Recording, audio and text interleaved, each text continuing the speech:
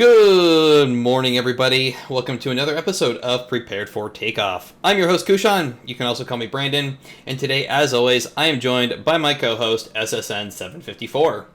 And good morning, sir. How was the flight back to Seattle? Oh my god, dude.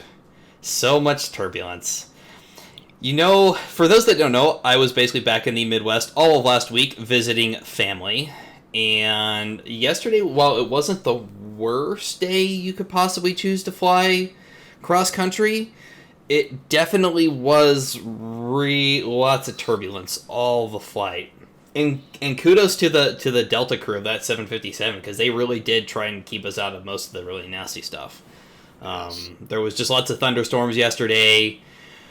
We had to both kind of fly through the middle of some, through the edges of some others, and it just, not from Delta's point of view, fault, but it was kind of an unpleasant flight at parts, just because of weather. Sure. It's really bad when they ask the flight attendants to sit down. It's one thing when they turn on the seatbelt sign and they're still serving food and drink. It's a whole nother thing when you hear flight attendants take your seats. And in a very clipped off tone, because then it's about to get bad. Yeah. Thankfully, there was just only about one or two instances of those, and there was no hey, we're gonna drop 1,000 feet or more. Yeah. When the pilots say that, the tension level inside the plane gets ratcheted up a few notches. Yeah. So. It didn't help that it was already a full flight, and so. Me and the guy next to me kept fighting, for the armrest, and I won out because, hey, sorry, dude, I am death gripping both of these armrests. I was here first. Sure. So quite a bit. Anyways, back to the actual show. We'll get more into Kushan's travels later. So let's go and start off with the Microsoft Flight Sim 2020 news, which. To be honest, there's not much.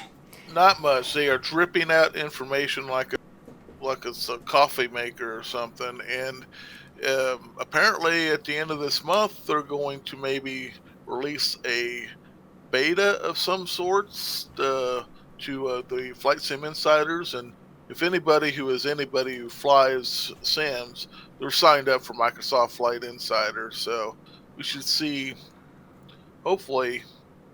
Yeah, see... August 29th, they say that is when build program starts, whatever that means. So. Yeah, and I think that's where everybody's kind of getting confused, is that we don't know what the build program is actually going to be. Well, we don't know if it's a beta, we don't know if it's... there's a lot of things that build program could be.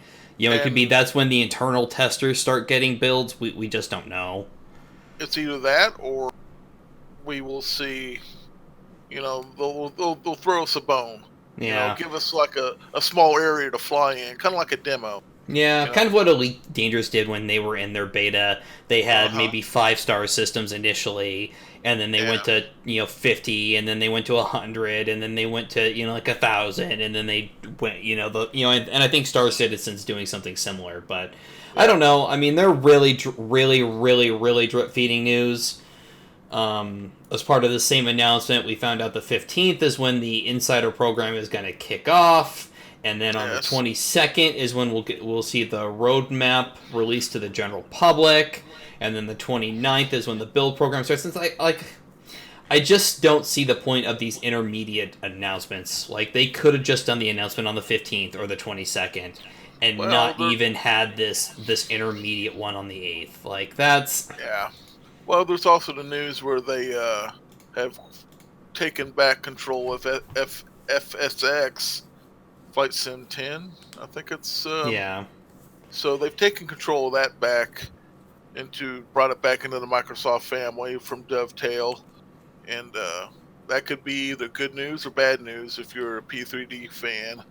Yeah, this actually worries me more than anything, because if they're... for those that don't know, basically Microsoft...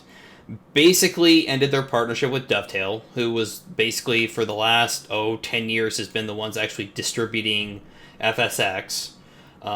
They say it's not going to affect FSX Steam Edition, so you'll still be able to buy add-ons, for FSX on Steam, and it shouldn't affect anything there. But basically, Microsoft is taking back support and bringing FSX back into the Microsoft umbrella. And this actually kind of worries me a little bit about P3D. When Frugal released the video, last month, that said Microsoft might do something like this. And then what would happen if, say right before P3D version 5, Microsoft also decided to try and do the same thing with P3D? Potentially, worst case scenario, you could see the $60 license for, academic license go away. And let's not get into the specific licensing of Lockheed Martin, because that's never a good, that always leads to controversy. But sure, if that goes away, like, let's be honest, that's going to really hurt P3D if Microsoft does something like that. Well, it's either that but P3D is diverged far away enough from its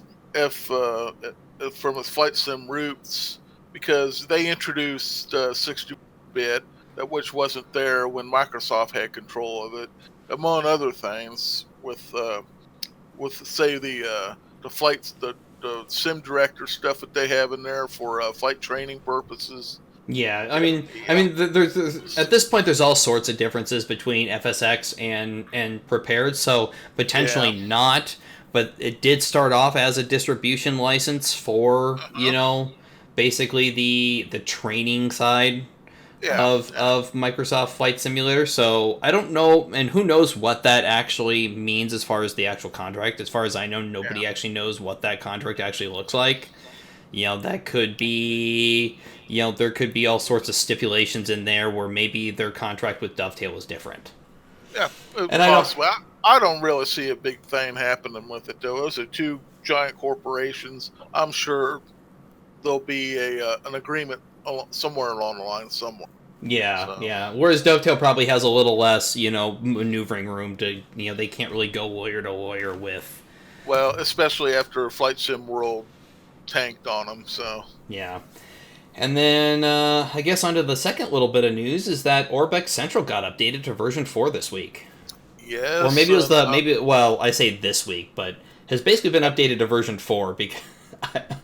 Have you played with it yet? I have not started it. Let me start up. Right now I'm starting up FTX Central here, and let's see what it does for me here. To answer your question, no. I saw this. I knew it had been released. I have not had a chance to update. FS Elite has a video up on how to use the new Orbex Central. And I want to watch that first. I mean, I just got in town yesterday, and to be honest, I was so muddled from traveling and all that, there was no way I was actually going to be able to go through all that. Well, I also know that, kind of this, I didn't have this in the news, but Aerosoft also updated the A320 basically family last week as well, so I have to go through and update that, and it's just like I didn't want to do that when I was half away. Part of the Flight Simmer's life is updating. Yeah. And I have FTX 3 pulled up right now, and it's not telling me to update or anything. So I think you have to manually force it. I think you actually have to go, and I would watch the video. I wouldn't just trying to install version 4 over version 3. No, I'm not going to. I'm just going to leave it alone. Shut it down. There we go. So. And speaking of Orbex, they previewed True Earth U.S. Oregon for XP11 this week as well. Yeah, it looks pretty, you said. So it does look pretty, and I mean, I do at some point. Let's be honest, I'm going to end up with X-Plane. I still think P3 is better, just because I am invested in P3D way more. I don't have the I already don't have the money to keep investing in P3D the way I do, but I still do anyway. Well, I have the money, but we all know what I mean. And I don't really think I have the money for a second sim, but I mean, X-Plane has really made leaps and bounds the last couple of years, and I mean, it's hard to not take it seriously. Yes, it doesn't have seasons. Yes, its weather modeling is atrocious. Yes, Active Sky is still really kind of in a beta for it, but it's like there's a lot there that, especially the lighting, that it's hard to. True Earth Oregon, the high def version of it's 225 gigabytes. Damn. And it's $65. So that's a lot of space and a lot of cash Yeah. for that.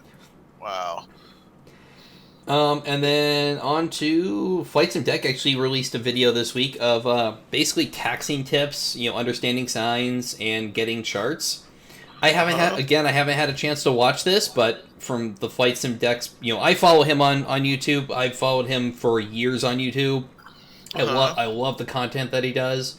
So I think this has got to be a good video. There's no way it's Yeah. not. Yeah. He does good stuff, and the fact that he centers, he narrows it down to just a flight sim to applicable to us and as flight simmers that's ideal.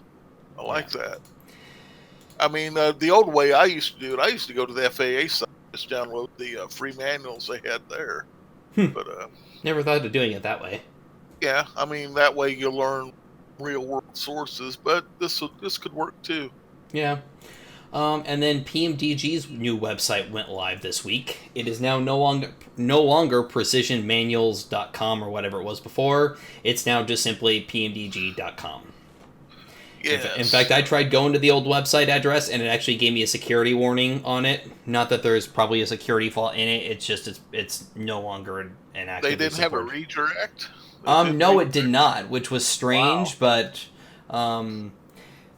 it was strange, but who knows? Maybe they just, I don't know why interesting. they didn't just redirect it to the new address. They're also running a 22% off sale to go with the 22-year anniversary of PMBG, and so that would bring the 777-200 I looked earlier from $135 down to about $100. And Yeah, yeah.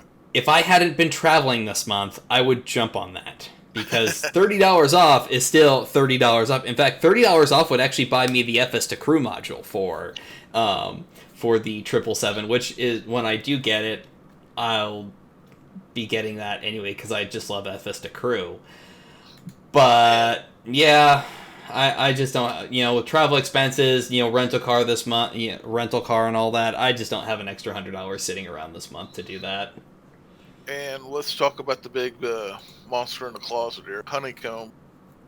It's coming, Kushan. It's I coming. know Honeycomb U.S. pre-orders went live this week. I have not pre-ordered mine yet. I'm Christmas is coming. Yeah, I really want to pre-order it, and I'm gonna give it about another week and a half, maybe till like the 21st or the 28th, and see if they still have any pre-orders left. But I really, like I said, it goes same with the PMDG stuff. I need to at least make it through the rest of the month before I spend any more money. Yeah, yeah. Had I not had to get a rental car this month, I would have already jumped on it. But I'm gonna just wait. But this is definitely something I want. I mean, I've made well, let me start over. I've said multiple times that I don't really like my Cytec yoke, and Uh-huh. I'm really really excited for both the honeycomb yoke and their throttle quadrant. So I'm probably going to get this, but I just Yeah. need to make it through. If not, I have no problem purchasing it for an extra. There is a pre-order bonus in that you get it for I think $25 or $30 off. I think the It's not standard bad. I think the standard price is $250 and I think the pre-order price is $220, so it's about $30 off. If need be, I'll just go ahead and order it full price, but we'll just see. Like I said, I got to make it through the rest of the month. Are you excited for this at all, SSN? I am, and a lot of it depends on how good Flight Sim 2020 is going to be. Honestly, because I've got a good feeling about that sim, and I just hope it. I hope it is what it looks like in the videos that they've leaked out to us. And You would only get the honeycomb if Microsoft Flight Sim and 2020 is good. You wouldn't get this even for just P3D or X-wing use. maybe because I'm a flyer, and that is pretty much a low, slow looking yoke. So yeah, I mean, it depends. I'll have to see how you like it first. You're going to be my reviewer on this. Oh, okay. If I do it, I'll actually do a review on this. Yeah, So, absolutely. so Yeah. you have no problems with the center detent then? You don't think for low and slow GA flying that's not a deal breaker for Nah, you? that's not a deal breaker for me. No, not at all. I mean So, that is a low and slow thing. The GA stuff doesn't have a detent in the middle. yeah. Everybody seems to be throwing a fit over that. We'll see how it goes. So, Yeah. I don't know. And the next bit of news is the FS Expo 2020 venue and dates have been announced. Yes, let's go roll some slots in Vegas at the Tropicana. That's a great place for it. So, Yep, June 12th through 14th of 2020 at the Tropicana, Las Vegas. Um, yeah. I'm gonna wait a little bit before I go ahead and get my tickets. Oh, I'm sorry. The Uh tickets and huh. registration for the show will be available in December. Okay, that's a So while what off. I will But probably do is in December I'll probably get my tickets for there, and then I'll probably. I mean, it's Vegas. You can always find hotels in Vegas. yeah, So the Tropicana. What is that? Like 2,000 rooms by itself, and yeah, something like that. I mean, it's so Vegas. There's always rooms. There's always, yeah, especially for me flying to see from Seattle. There's always going to be flights. So I'll probably wait until maybe April, March or April before I even look at buying my tickets. It'll be a little bit uh, more expensive, but it's not going to be that much well, more expensive. if you look, $150 a night, 3 nights, and so includes free parking, Wi-Fi, all the amenities. So we'll see. Yeah, no, I'm looking forward. I am definitely going next year. Assuming I Yeah, can actually get a yeah. ticket, I am definitely going next year. I am very going to hard. I'm going to be very hard and ready to go on that one. I've always wanted to go to that. So Yeah, it'd be and interesting. you had the excuse that the Admiral went to Yes, BlizzCon, yes. and So I get to so go. and I get to go so to Flight Sim. yeah, So exactly. And then yep. our last bit of news this week was DCS F-16 Viper trailer. I've not had a chance to watch this along with pretty much everything that's been released on the last couple weeks. I am so far behind on Uh my YouTube watching, but this really, I mean, I'm not really a DCS fan. I mean, I did a reinstall of Windows right before I left, and I didn't even put DCS back on my machine. huh. Um, but it Well, is well, the F-16. didn't you buy the F-14? Yeah, I made the mistake of, and I really regret it. I basically bought I bought DCS, I bought the Nevada map, I bought the Persian Gulf map, and I bought the F-14. So you went all in when that F-14 hit. You Oh just yeah, dove right into the water. yeah. Okay. I basically went right in. I mean, for those that don't know, the F-14 Tomcat is my favorite fighter basically Yes, your ever. favorite plane. Yes. Other than the F4U Corsair, it's right up there, both planes. And I jumped in when the F14 was released, and then and I mind you, I already have reservations about DCS anyway because of their, let's say, close relations with the Russian Ministry of Defense. And Hmm. so I already had had some qualms, but I did it anyway. And then the whole we're going to try and steal manuals for F16 debacle came Manual out, gate. and after that, I have a hard time trying to justify giving them more money. I mean, yeah, Yeah. they can say all they want about that they weren't involved in that and this, that, and the other, but it's like really, he was your guy working with you, even if he wasn't on the And team. if they didn't get caught, they would have used the manuals. That's Yeah, all there is. and So and had they not got caught, they still would have used it. So yes. I mean I hate to say it, but then I'm just again I'm not really a combat flight sim guy. I like it more for just relaxing, flying around. Do you remember Combat Flight Simulator by Microsoft? I do remember Combat Flight Simulator by That Microsoft. was excellent. I remember those days. That was back when you could get online with somebody and actual. It was real easy to get online and find somebody to fly with and fight. And it was. I loved that sim. It was the Europe is where it was at. Yeah, It and was. I may have to fire up Falcon 4.0 with what is it, the BMS mod? Yeah, and that's still being supported too. Yeah. So There's Falcon 4.0. I also remember Aces of the Pacific and Aces over Europe. yes, that was the first flight sim I ever flew with Aces over. Yeah, I for remember me it that. was Ace of the Yeah. Pacific, and then the old Jane's Combat Sim. I think USAF was the name of the Uh huh. sim. USAF, yeah, they had a couple, I believe. They had another one that Was a U.S. stealth or Navy F-22, fighters. I think, as well, right? They had a U.S. Navy fighters, I Oh, believe, where they yeah, did they did a bunch of Navy planes too. yeah. Um, so yeah, I'm not really a combat sim. I'm gonna watch the trailer. It does look interesting, but again, I'm not gonna be giving DCS or Eagle Well, Dynamics more money. you were traveling, so you had turbulence, so that's what you did during the week. I was distracted, from the sim. I am like midway through a reinstall of it that got dropped because I saw something shining somewhere and away I went.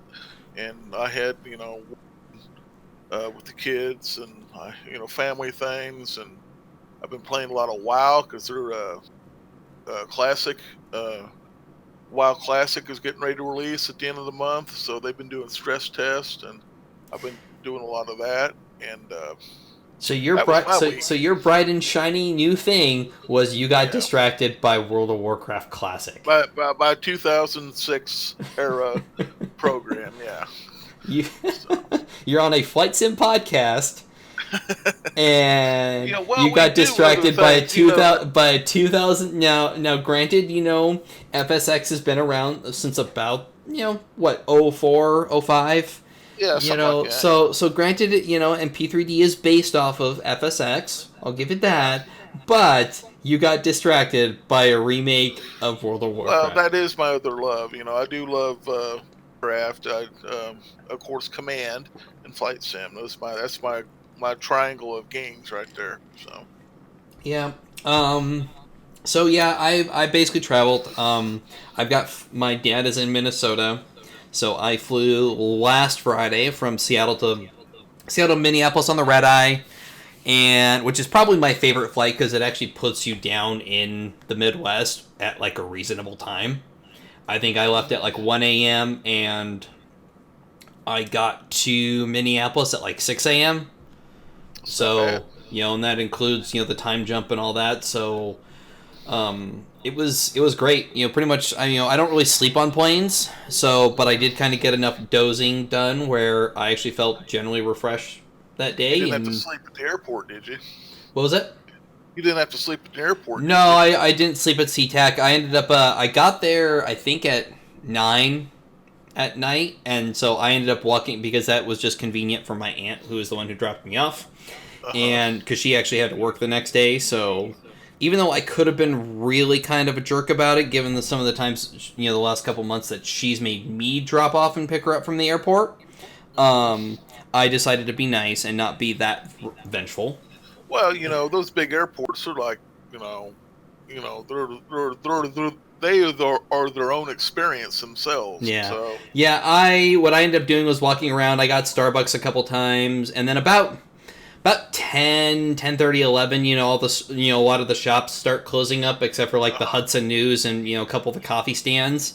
But all the main restaurants close up, so I ended up just kind of walking around the terminal and riding the SeaTac tram just around in circles a couple times. So I'd ride it around in like a circle, like for 2 or 3 circuits, and then I'd get off because then that starts looking really suspicious, and then I'd wander back through the terminal. Mind you, we also had a flight leaving from our gate before our flight, so our gate area was already like packed, so I couldn't just hang out at my gate for those that are like, well, why didn't you just sit down? That, and I knew I had like a 3.5, 4 hour flight, so I didn't want to just necessarily just sit around doing nothing. Now, doesn't Minneapolis also have one tram thing? Yeah, it used to just be pretty rare, but I've noticed quite a few airports I've gone to now actually have the little Detroit's trams. got one. Yeah, and I don't really use the one in Minneapolis all that much because they actually have a like basically like an escalator, but basically going like horizontal, and so it's kind of like a slide walk, whatever you want to call it, and you can just ride. They have like you stand on the left side of it, and you can walk. You stand on the right, and it's for just standing, and they really do kind of make moving a little bit easier. So I use those. Is a good airport, very good airport. Oh yeah, my flight options for Sioux City when I left was either fly out of Sioux City to Chicago and then Chicago back to Seattle, or fly out of Omaha to Minneapolis and then Minneapolis back to Seattle. And if I have to have a layover, it's damn well going to be Minneapolis. I mean, Minneapolis has a full-blown like mini mall inside of that airport.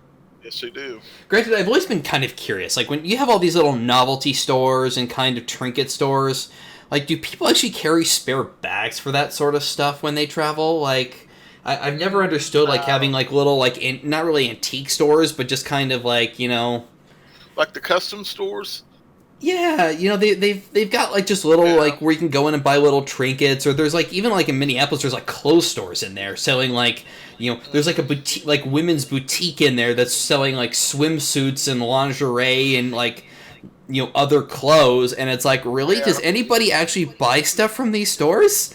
Well, it's probably if you're coming there to Minneapolis and you know you're walking to your car to get your bags. Hey, I see a shirt. I might want to while I'm here for Uncle Johnny's birthday party. But it's like shirts are one thing, but like like selling like swimsuits and stuff just seems like a whole nother thing inside of an airport. Yeah. Like I don't when I travel, like I don't generally take like toothpaste and soap and all that with me anymore because it's like, all right, I can just stop by a Walmart or a Walgreens and buy that rather than, you know, taking my stuff with me. But it's like I can't imagine just like, hey, I'm not gonna take any clothes with me and I'm just gonna buy it in the airport. That seems weird to me, but you know, either way, I wandered around Minneapolis, you know, yesterday for a couple of hours, and you know, it was pretty fun. Yep, yeah, everything's right there too. I mean, and right across the street, you could have gone to the America if you want to. So. Yeah, I could. Well, it's not quite right across the street, but I didn't really. It was only a 2.5 hour layover, so I didn't have that. I didn't have that much time. You know, so I just kind of wandered around Minneapolis. I went to some of the shops. You know, I'm actually reading Churchill's Ministry of Ungentlemanly Warfare on my Kindle. So I read a lot of that basically while I was traveling yesterday. That's a great book, by the way. And then my flight back, as I mentioned, was already full of turbulence. So I put my book down a little bit and just kind of held on for dear life. And that was kind of Kushan's travels for the last week. So hopefully, probably not today, because to be honest, today I've got a family function I have to go through tonight, and I've got some command stuff I want to finally get finished up tonight. So probably no simming for me tonight, but definitely I'll get the sim all put back to finish getting it all back together while I'm gone. Like I said, I did a reformat before I left, so everything's more or less reinstalled. I just have to do some updates that got done while I was gone and then reset up my controls, so... And then I guess that'll bring us on to our kind of main topic for the day. Wow, we're already at 30 minutes. So we're going to continue our setup series and that we've been talking about, I think 1 or 2 episodes now. And this episode, we are going to be talking about basically add-ons. Yes. So this came from kind of what I see. I'm not part of many groups on Facebook, but I am part of a couple of the P3D groups on there. And I always see new people asking like what add-ons they should get. And while most of us that have been in the hobby for a while, we all pretty much use more or less the same add-ons, I can really understand where it would be difficult to kind of figure out which ones you actually need. So that's where this is kind of coming from. Mm-hmm. So I think the first one I think is Active Sky. Active Sky, yes. I've used this product for many years. Even before it was called Active Sky, it was called something else back in FSX, and even before then, it was the same guys, and they had another program. It was like the grandfather of Active Sky, what it is today. But yeah, that is absolutely about the first thing I install after I get the sim installed itself. Is I have like a spreadsheet I use where I go through the list of what I want to get installed, and I try to do the visual stuff first, like Active Sky, the Rex clouds, and the environment force that they have now, and also the PTA and anything they're going to use along those lines. I try to get that done first, and then I'll go in to the scenery, which we're not going to really touch today. The scenery. But like other add-ons, like little nav map is a freeware, a very nice freeware. Well, let's not get ahead of ourselves here. Okay, So Active Sky, for those that don't know, is basically weather. And it kind of competes, kind of complements basically the Rex products, which is basically their Skyforce, which does weather and it does clouds built in. Whereas, like, if Active Sky, you'd have to get Active Sky Cloud Art. And then there's Environmental Force, which does basically, like, what weather transitions and such. And shaders, I think, is basically what Environmental Force does. And then you got Worldwide Airports HD.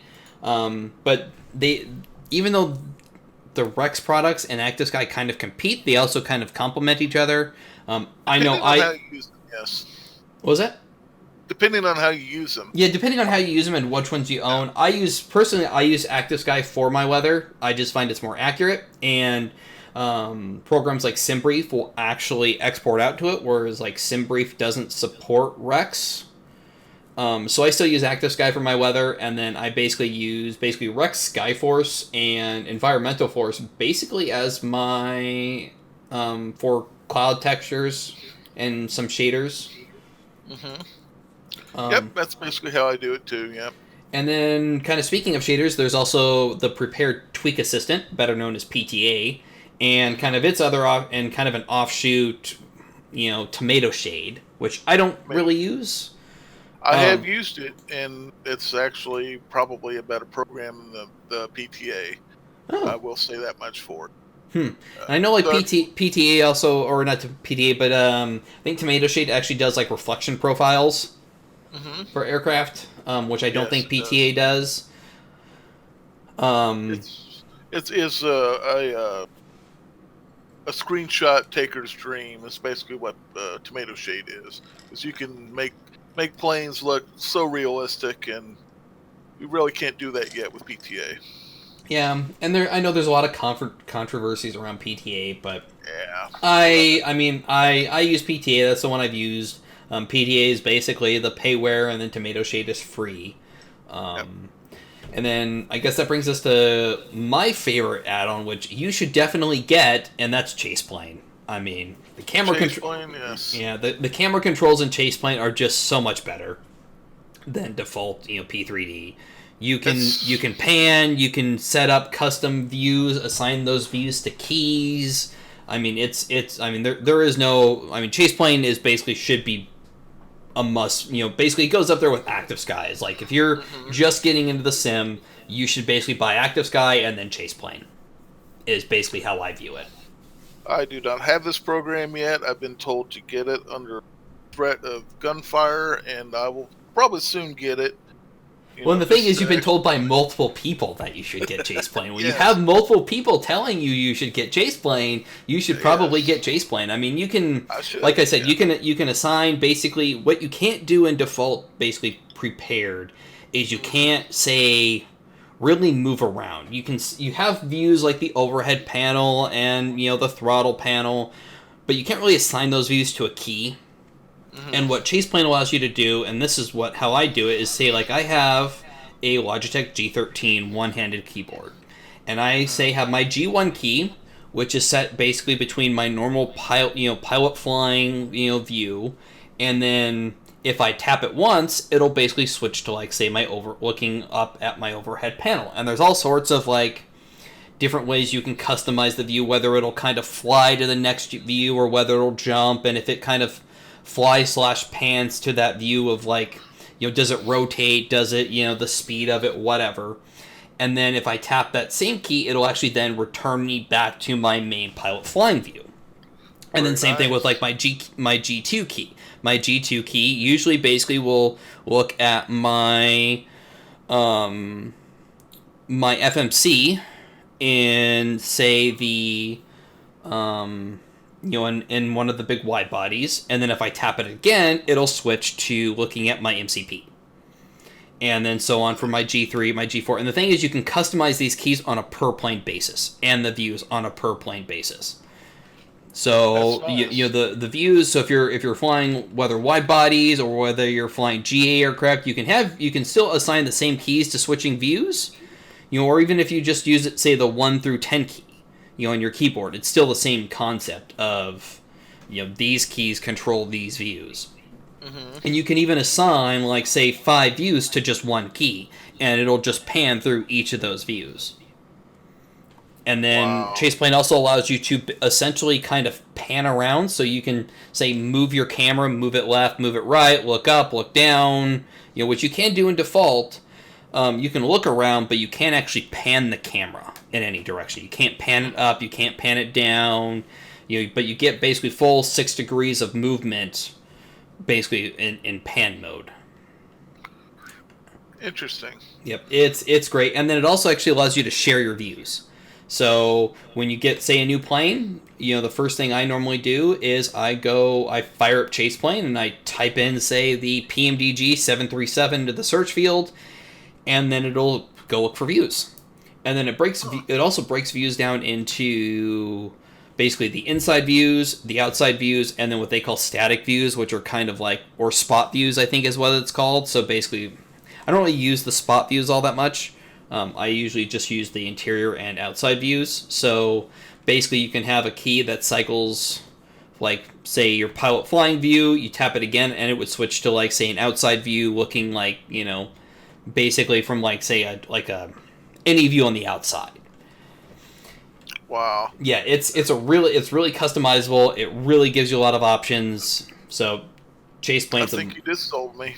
Yep, it's great. There's plenty of tutorials, and I didn't even really watch tutorials before I got it. I just kind of set it up, and I found the setup really easy. I mean, it took a little bit of time to more less to try and figure out what each setting did, but more of just how I wanted to assign the buttons and what felt natural when I was flying. So I kind of messed around. That was really what kind of took me some time to set up, was just kind of putting some thought into, all right, well, I want these keys to control switching my views, and these are the view orders that make sense for me, and then these are the keys that will pan my movement around, and so on and so forth.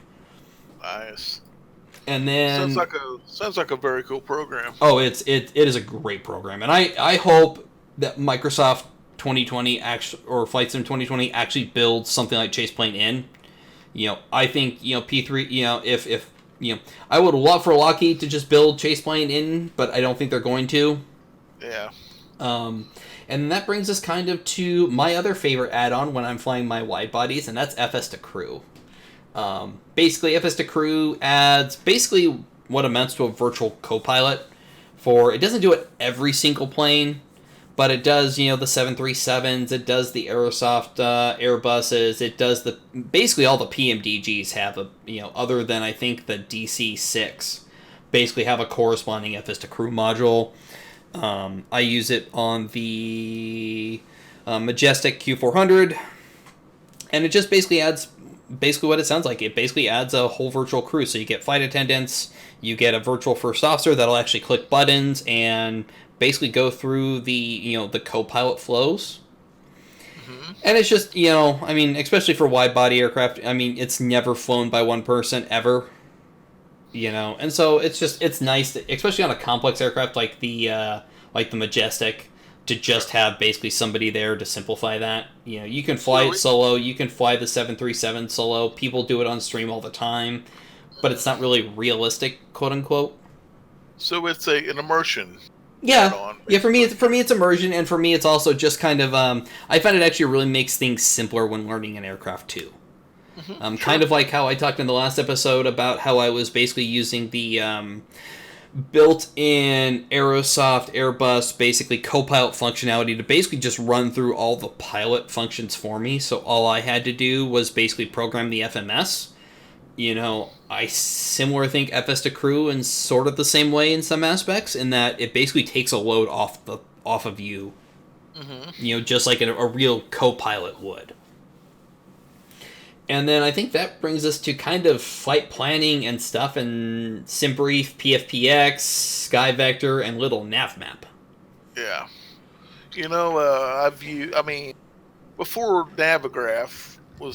Before I got to Navigraph, I would use Little Navmap and SkyVector, and I would plan out my flights with that, which is actually what real pilots do. If you're flying a Cessna around, you would get on SkyVector or actually use paper charts and plan out your flight.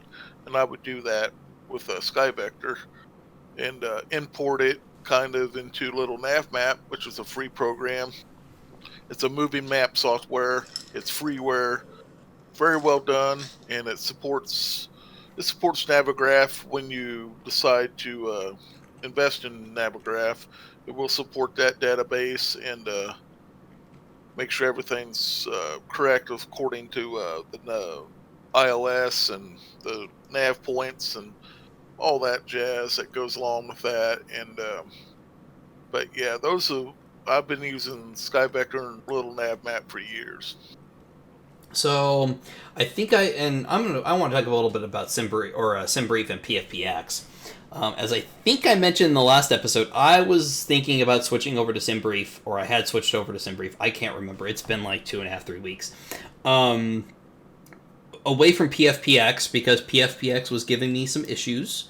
And so I've done that, and I mean, when I originally stopped using SimBrief because it didn't support basically historical weather.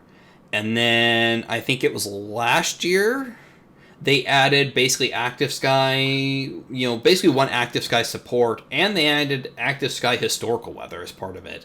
And I mean, really, there's no reason not to use SimBrief for planning, whether wide body. I mean, you can use it for GA too. But if you're flying wide bodies, I think SimBrief's probably the way to go. Yeah. That, and the other thing that I like about SimBrief is that built in, you can actually get a flight plan format however you want. So if you want a Delta flight plan format, you want Alaska, you want American, you want Lufthansa, you want British Airways, it'll do it all natively built in. Whereas if you do it in like PFPX, then you actually have to go and try and find a Delta style layout and then add it into SimBrief or into PFPX, which can be done. It's really annoying to go look for them. Yeah. And there's not always the airline that you want. And you failed to mention that SimBrief will also package it up into a nice big PDF file. It just looks professional, and it's another immersion thing. PFPX would do the same thing. All you have to do is print to PDF. And PFPX will essentially export a similar looking thing to SimBrief. But I've definitely been going more the SimBrief route, and I think going forward that's going to be my flight planning. I've never really used SkyVector just because SimBrief will already give me my route points. So I never really saw, and that and SimBrief will give me my fuel, which the fuel I need, my zero fuel weight, my passengers. SkyVector, from my little bit of that I've messed with it, doesn't seem to really do that. And little nav map, I've never used this. I've never really felt the need to see a moving map. Well, until the Navigraph sim charts. Yeah, and even there, I don't actually use the moving map functionality in the new Navigraph. Really? Yeah. I find it quite interesting to see that, and plus, the sim charts thing on little Navigraph has been updated now, and you and I could both spend a lot of time just talking about that program itself. Oh yeah, we'll get to talking about Navigraph in a different episode, because that is an episode unto itself. Yes, it is. It's. And then you put something else that I also miss, and that's the Avilosoft EFB. Yeah, I've used EFB. I used the EFB1 back in the day when it was current, and it's kind of like a poor man. If you don't want to pay for Navigraph, a monthly fee for Navigraph, you buy EFB, and it just reads the data from the sim that's already there instead of using the Navigraph info. And it's kind of like Navigraph. It really is. It's like a moving map software. It's a flight planner. It basically will. I think it hooks into the autopilot too, so it'll basically fly your plane for you. So. And the Evilosoft will also do. Won't it also do like your checklist and stuff for you if you enter those in there? Yep, it has checklists, and on their forums you can download checklists for about every plane flying. So it does checklists. It does when you get down to the ground, it'll tell you what parking spot to go to. That and taxi routes on the way out to the way. So, basically from gate to gate. Yeah, see, my thing with like moving maps is that like I kind of feel like if you have a little, at least for me, like when I'm taxiing around a major airport, I feel like having a nav map kind of takes some of the challenge away from it.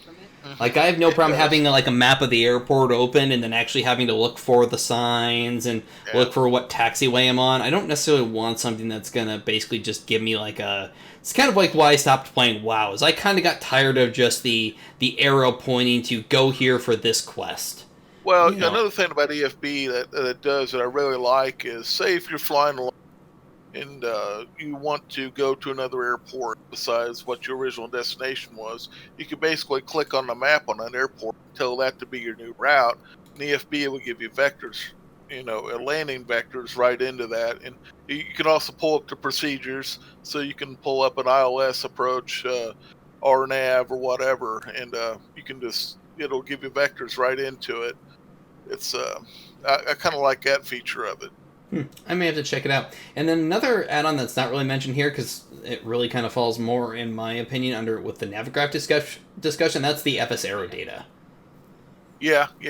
That's almost a must-have if you're going to do Navigraph, and you want the sim to be fully updated to current. Because I think the old data that comes with P3D and FSX, it's like almost 20 years old, I believe, isn't it? So something like that. So the FS Aero data, I believe, basically updates all the VORs, all the nav points. All those get updated. It also updates runways for the magnetic variance that's happened in 20 years. It updates that also. So I believe so, and then and it actually will update also based off of Navigraph. They plug it in and they plug it into the Navigraph data. So every 30 days when Navigraph updates, FS Aero data will update as well. Yep. But you have to manually run the update just like you do with the Navigraph FMS update. But I kind of run them in tandem together. Yeah, it's like a monthly ritual.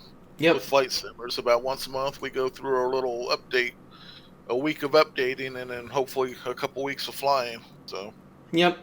So I think that covers most of the kind of the non-scenery, non-aircraft add-ons. We will be getting to our favorite sceneries in aircraft, but definitely don't. That would lead to probably that trying to break these up into little bite-sized chunks. Otherwise, we're going to basically be here forever. Yep. So. And with that, guys, I think that's going to bring it to an end of this episode of Prepared for Takeoff. Where can they find you on the internet, SSN? I do Twitter. I'm at Sonar Wolf is my handle on Twitter. I basically talk about a lot of military stuff and command on Twitter. And, of course, we have the site's Twitter, which is... at P3FT Podcast. Yes. So basically, Prepared for Takeoff Podcast. We're Prepared for Takeoff on there. If you want to send us your email, or send us an email for like comments and suggestions, I actually have to look this up because I actually don't remember what the podcast email is. And why isn't Gmail working? Come on, Gmail. If you want to send us an email, oh come on, Google, really? You're gonna do this to me? All right. Well, we'll have the email in the next episode. I'm gonna have to go look for it. I can't remember the email off the top of the head. I had to do like something like Prepared for Takeoff Podcast, like as one big long email to get it to like actually go through of something that somebody hasn't already taken. But you can find me. I'm basically Kushan everywhere, or Kushan Gaming everywhere. I'm at Kushan Gaming on Twitter. I'm Kushan Gaming on Twitch and Kushan Gaming on YouTube. And haven't really done much on Twitch or YouTube, although I'm hoping to change that. Basically September will be a kickoff. I've been trying to spend some time recording some flight sim stuff, but I keep finding little things that I want to tweak. But I am working on a series there. I do command modern air and naval operations stuff on my Twitch and YouTube as well. Although again, it's been a while. Mainly just kind of got distracted by real life stuff. But hoping to kind of get back into that routine after I get through August. And with that, guys, we will see you all next time. Have a good one, guys.